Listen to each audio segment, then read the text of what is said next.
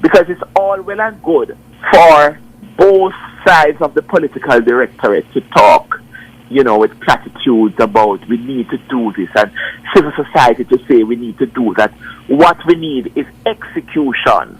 Bless up my people. Welcome back to the channel. It's your girl and Isabel Rose. Thanks to all the new subscribers. Thanks to the returning subscribers. If you're new to the channel, subscribe. Turn the post notification bell on.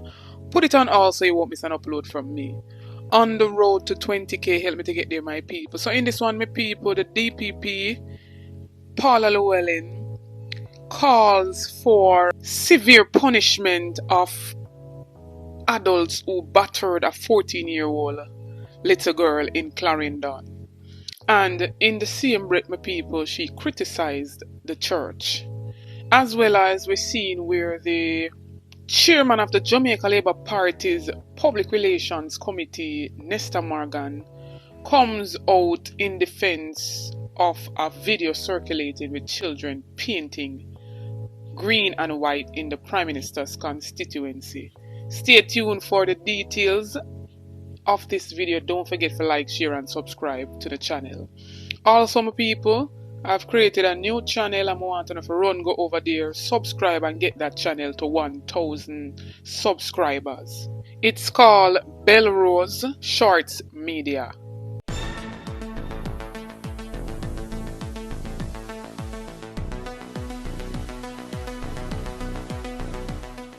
So my people, an incident took place sometime last week where a 14-year-old little girl was battered and beaten to the state of unconsciousness by adults. 7 persons in total, 6 females and a male at that. And everybody come out and condemn such act. And in particular right now, in this video, the DPP, Paula is calling for severe punishment for all those who are involved. And we're seeing where she took jabs at the church too, and is calling for them to, step up them game as it pertains to socialization and positive values in our younger generations. But me have a small clip in here and I want to hear what she said for herself. So take a listen.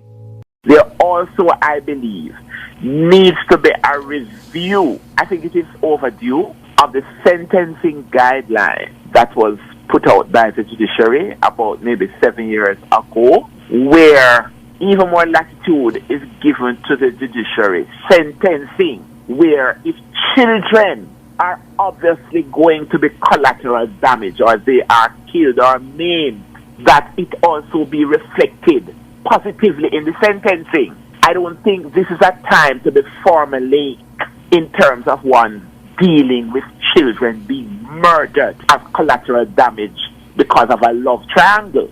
I called for it about 4 years ago when I went on a particular circuit and I saw what I call the depravity in how children were being sexually assaulted. The cases that we had in a particular parish, there needs to be a tripling of social workers right throughout the system.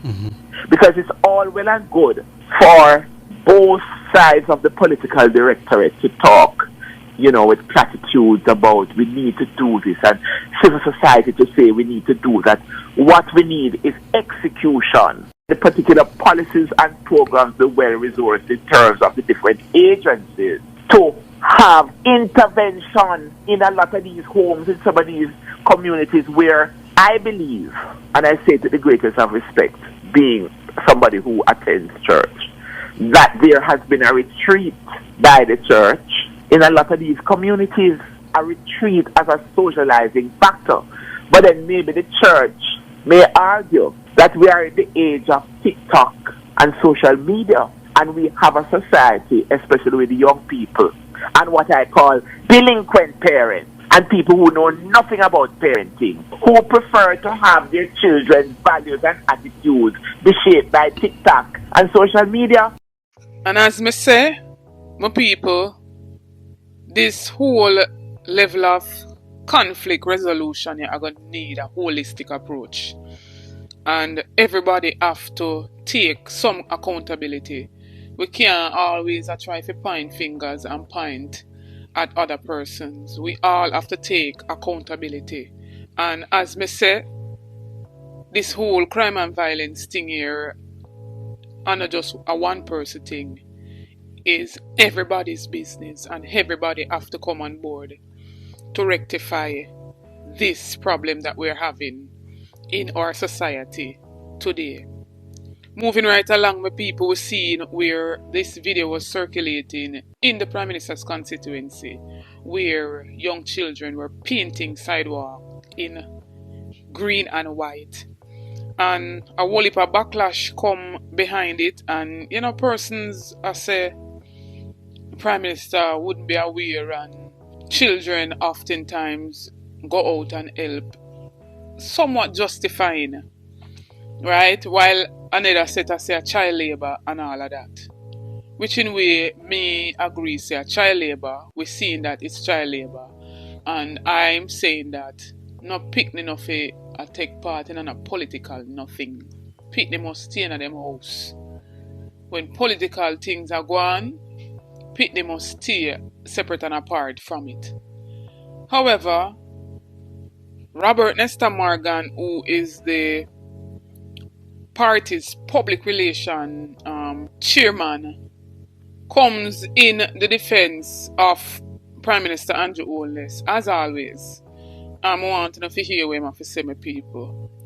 I want to say this, and this is not a justification, but in many cases across the island, when parents are engaged in whatever activities, their children do at times participate with them. They're not employed. I mean, politicians do not employ people to do Christmas work. The contractors would employ members of the community, and then sadly, members of the community may engage their children. But the reality of Jamaica is that in many cases, when projects are taking place in communities, whether you're painting churches, whether you're decorating Christmas trees, whether you're doing all of these things, children participate. They are not necessarily paid. They probably associate with the various community clubs.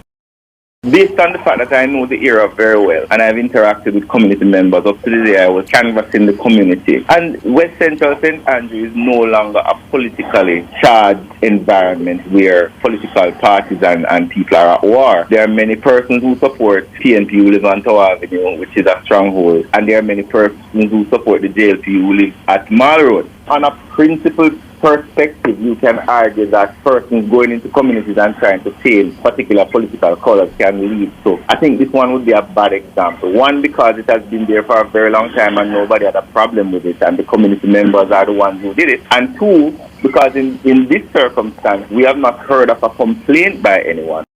It was amazing to me that nearly 20 years later that this is now national news. Not a justification, but just pointing it out. And the fact is, if you traverse that general area of Mullines Road, you will see even a company that has painted the curb walls in the company's color. So there is a culture, it's a part of our political culture, in some cases a part of our community culture, where persons will paint varying colors along walls. Some colors are political, some colors are not political. But I don't suspect that the Prime Minister would have instructed or supervised the painting of curb walls in green and white.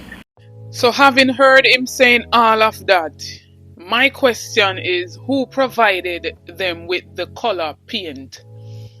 Who provides the paint for the cleanup projects in the constituencies them? Not just now, but over the years. Who provides the paint? Anybody can answer the question there for me? Because I don't think the people them just get up and take money out of them pocket and buy a particular color paint for paint the curb. Not them, not must whosoever give them the day's work them are allowing them to do the cleanup project. Provide the paint and the equipment them for them use? Or is it the contractors, as him say, who gives out these work? Talk up my people and make me know. Talk up and tell me what you think of what he said. Which in a way, him say him not trying to justify it. His words. But, interpret it and make me know what you think if what he's saying sit well with yes or no. Don't forget to like, share and subscribe to the channel. Go over to my other platform, Instagram and Facebook, and follow me over there at Anisabel Rose. Check out the YouTube store, make a purchase, it goes in support of the channel. Check out the YouTube membership, you get a lot of benefits by becoming a member. We do notification shout out in each and every video to be a part of that. All you have to do is be the first to like, comment and subscribe to the channel, and you'll be featured in the following video to come. This notification shout out goes to Arlene From. Big up yourself, Arlene From. Big up to each and every subscriber. Thanks for the continued support. New viewers, come on board, journey with me, join the family, subscribe to the channel, share out the videos, like up the videos, support the ABR movement. A special shout out I want to say right now goes to Claudine Lawrence. Big up yourself, Claudine Lawrence. You know what you did. You know, I really appreciate it. And remember, my people, for those who can support the GoFundMe, the link will be in the description and in the comment section. Stay tuned for more videos. Big up on yourself.